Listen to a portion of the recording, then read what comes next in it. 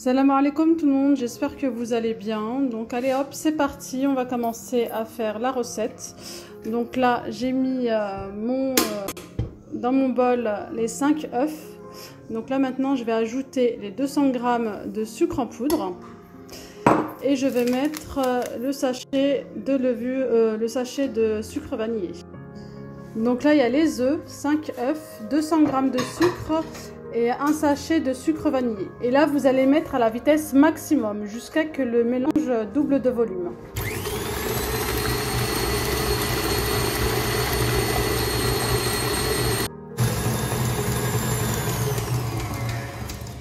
Comme vous pouvez le constater, mon mélange est bien mousseux. Donc hop, là je vais rajouter ma farine. Donc là j'ai mis ma farine, là je vais verser dedans la levure chimique. Et moi je verse d'un seul coup dans ma préparation. Et ensuite je vais mélanger tout doucement en augmentant la vitesse. Donc c'est parti. Je mélange petit à petit et j'augmente la vitesse tout doucement.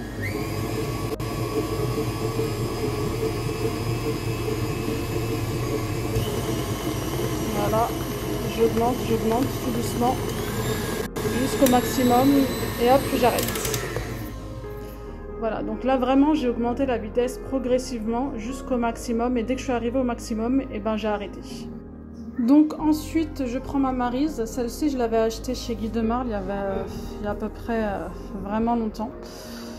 Je sais même plus si c'est 9 ans ou 10 ans. Donc je prends tout ce qui me reste en dessous et je mélange délicatement. Et ensuite je vais verser sur mon moule à génoise 24 cm de chez Guy de Marle. Voilà, je mélange délicatement et je vais verser.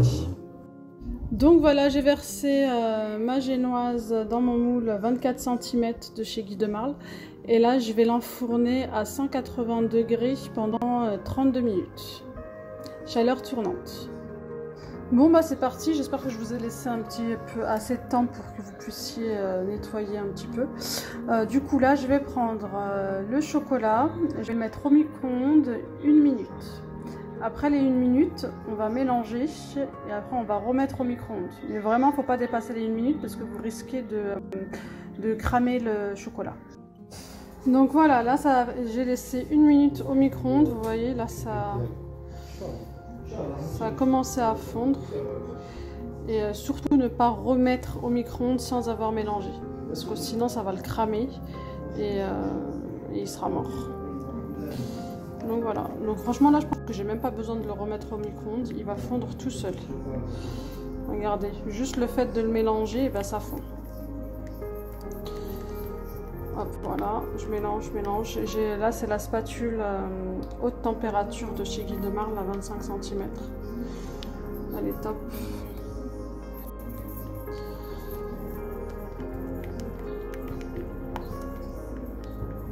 Voilà, c'est nickel. Il reste encore un petit peu des morceaux, mais c'est pas la peine que je le mette au micro-ondes. Quand je vais mettre la crème chaude, ça va fondre. C'est parti, je mets la crème à chauffer. Vous mettez un feu moyen. Moi, j'ai une plaque à induction qui va jusqu'à 15. Du coup, j'ai mis 9. Et quand il y a les premières petites bulles qui apparaissent, et ben, on va stopper la cuisson et on va verser sur notre chocolat. Donc voilà, là je vais verser ma crème en 3 fois. Hop, j'en ai mis un petit peu. Je vais émulsionner comme ça. Hop.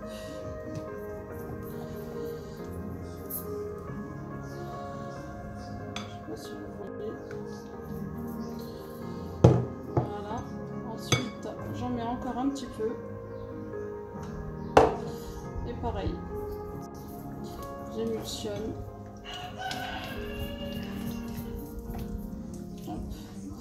Et à la fin, quand j'aurai fini ma ganache et qu'elle soit bien lisse, et ben, je vais rajouter la noix de coco. Et là, je vous laisse le grammage, le faire vous-même. Comme ça, c'est selon les goûts. Il y a des personnes qui vont aimer quand c'est bien avec de la noix de coco. Il y en a qui n'aiment pas trop la noix de coco. Donc vous faites selon vos goûts. Hop. Donc voilà, après avoir fini mélanger votre ganache. Vous rajoutez tout simplement comme ça à vue d'œil de la noix de coco. Moi j'aime bien quand on sent bien la noix de coco. Après c'est selon les goûts. Hop, et vous mélangez tout simplement. Et ensuite vous allez filmer avec un film alimentaire au contact pour éviter que la ganache goûte. Et on va la laisser refroidir à température ambiante. Moi je la mets pas au frigo parce que j'ai pas envie qu'elle devienne épaisse. Je veux simplement qu'elle refroidisse pour que ce soit plus facile à l'étaler sur la génoise. Normalement votre génoise elle a dû sortir du four. Moi elle est sortie. Je finis de préparer la ganache et je vous montre ma génoise. Donc voilà, quand je dis filmer au contact, c'est que je mets du film alimentaire et je mets vraiment collé à la ganache.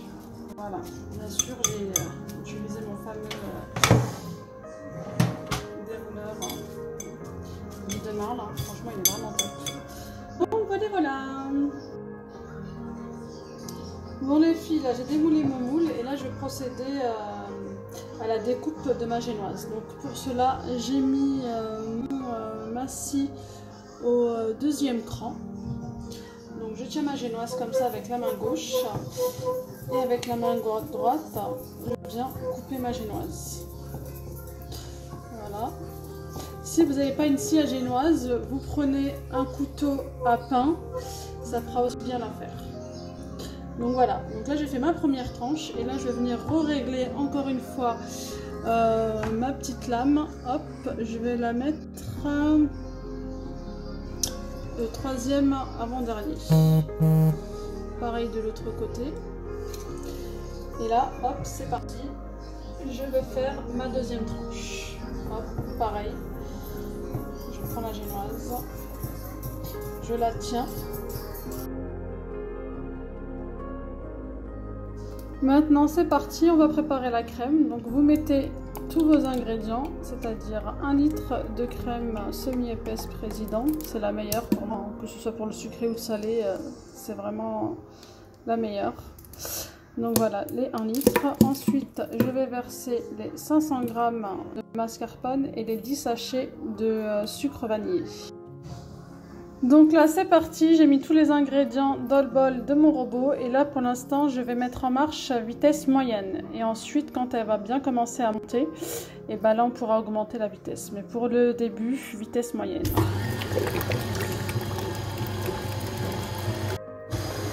Donc voilà, la crème elle est en train de prendre, hein. Pendant ce temps là j'ai préparé mes 3 tranches de génoise. On va préparer un bol de lait avec un pinceau pour mouiller la génoise. On patiente tout doucement que la crème monte et une fois que la crème sera bien montée, ben on pourra commencer à faire le montage.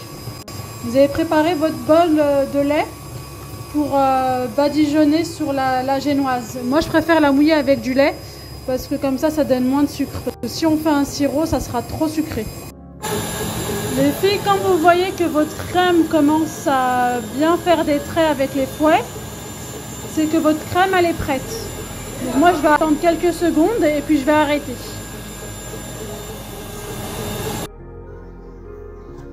Donc là je prends une poche à douille munie avec une douille. Donc je prends ma crème, regardez comme elle est bien onctueuse, bien épaisse. Et je viens garnir ma poche à douille. Bon, moi j'ai pas encore le support poche à douille, c'est vrai que c'est vraiment plus pratique avec. Je l'ai commandé, normalement je vais le recevoir dans ma prochaine livraison et je vous le montrerai et c'est beaucoup plus pratique. Donc voilà, donc là je vais bien garnir ma poche à douille et puis on va commencer à faire le montage.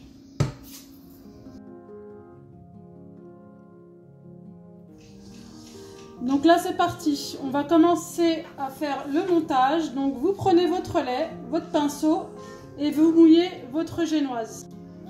Délicatement, hein, je ne vous demande pas de verser d'un coup le lait sur la génoise. Donc vous mouillez partout et ensuite on va étaler la ganache coco et ensuite on mettra la crème. Dès que vous avez fini de bien mouiller votre génoise avec le lait, vous allez verser la moitié de la ganache coco. la moitié. Et ensuite, vous allez venir l'étaler comme ça, délicatement. Il faut faire doucement parce que comme la génoise elle est mouillée, sinon vous risquez de tout l'abîmer. Hop, comme ça. Si vous avez un plateau tournant, c'est le top. Moi celui-là, je l'ai acheté à Ikea, c'est un plateau fromage. Il tourne, ça fait très bien l'affaire. Donc voilà, une fois que vous avez étalé votre ganache, vous venez pocher votre crème. Et ensuite, vous faites la même chose avec le deuxième disque de génoise. Donc là, je mets ma crème, je remets une génoise et je refais la même étape. Je mouille avec du lait, je mets de la ganache et je mets de la crème. Voilà. Et à la fin, on finit par recouvrir tout le gâteau. Donc voilà, maintenant je suis à cette étape-là. J'ai fait tous mes étages, j'ai recouvert et là, je vais prendre une spatule et je viens tourner mon gâteau pour lisser les parois. Voilà, vous faites ça délicatement. Vous essayez de faire quelque chose d'homogène et propre. Voilà. Ensuite, je fais le dessus. Pareil, vous lissez. Et ensuite, sur les côtés, je vais décorer avec des copeaux de chocolat blanc. Et le dessus, je vais mettre des Raffaello avec des petites rosaces que je vais boucher avec le restant de crème qui me reste. Voilà, voilà. Donc, à tout de suite pour la fin. Donc voilà, maintenant je vais prendre mes copeaux de chocolat, je vais les prendre comme ça dans ma main et je vais venir les coller tout autour de mon layer cake. Moi, c'est vrai que les layer cakes qui sont lisses sur les côtés avec du coulis, c'est vrai que c'est beaucoup plus joli. Mais gustativement, je trouve qu'avec les copeaux de chocolat sur les côtés, c'est carrément meilleur. Donc voilà, là je vais faire tout le tour du layer cake et je vous montre la suite. Donc voilà, c'est parti. Là, j'ai fini de mettre mes copeaux de chocolat et là, je viens faire mes petites rosaces tout autour de mon layer cake. Et ensuite, je vais venir poser mes petits Raffaello sur chacune des rosaces. Voilà.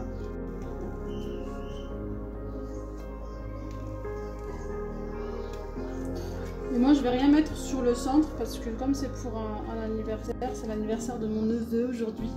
Je me rappellerai toute ma vie de ce jour-là. Hein, Mohamed? Joyeux anniversaire. Tata te fait des gros bisous. Voilà, je finis et je vous montre. Bon, ben voilà le résultat. J'ai fini mon petit layer cake Raffaello.